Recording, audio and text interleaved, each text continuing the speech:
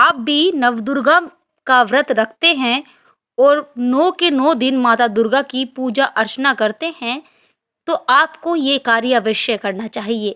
पहला कार्य, पुराणों में कलश को सुख, समृद्धि, ऐश्वर्य और मंगल कामनाओं का प्रतीक माना जाता है। मान्यता है कि कलश में सभी ग्रह, नक्षत्रों और तीर्थों का निवास होता है। इसके अलावा ब्रह्मा, विष्णु, रुद्र, सभी नदियाँ, सागरों, सरोवरों और 33 कोटि देवी देवता कलश में विराजते हैं। इसलिए पूजा करते समय माता की प्रतिमा या कलश की स्थापना सही दिशा में करनी चाहिए। दूसरा कार्य, माता दुर्गा की पूजा करते समय जौ का एक विशेष महत्व होता है। नवरात्रि पूजा के पहले दिन घट स्थापना के साथ ही जौ बोना बेहद ही शुभ माना जाता है। हरे हरे जौ समृद्धि, शांति, उन्नति और खुशहाली का प्रतीक होते हैं। ऐसी मान्यता है कि जौ उगने की गुणवत्ता से भविष्य में होने वाली घटनाओं का पूर्ण अनुमान लगाया जा सकता है। माना जाता है कि अगर जौ तेजी से बढ़ते हैं तो घर में सुख समृद्धि आती है। अगर ये बढ़ते नहीं हैं तो मुरझाए हुए रहते हैं तो भविष्य में किसी तरह की अनिष्ट होने का संकेत देते हैं।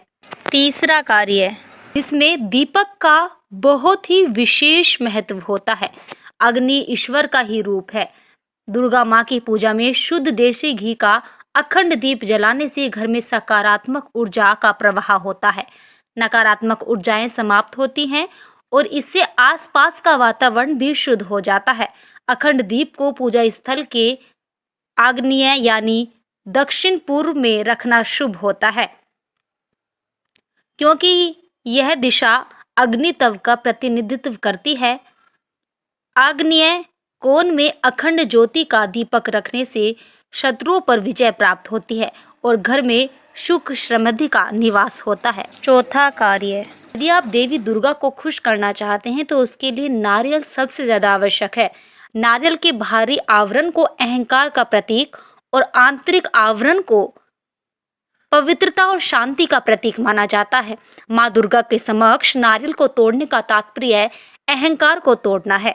नवरात्रि पूजा में कलश के ऊपर नारियल पर लाल कपड़ा और मोली लपेट कर रखने का बड़ा ही महत्वपूर्ण विधान है। माना जाता है कि इससे सभी मनोकामनाएं पूर्ण हो जाती हैं।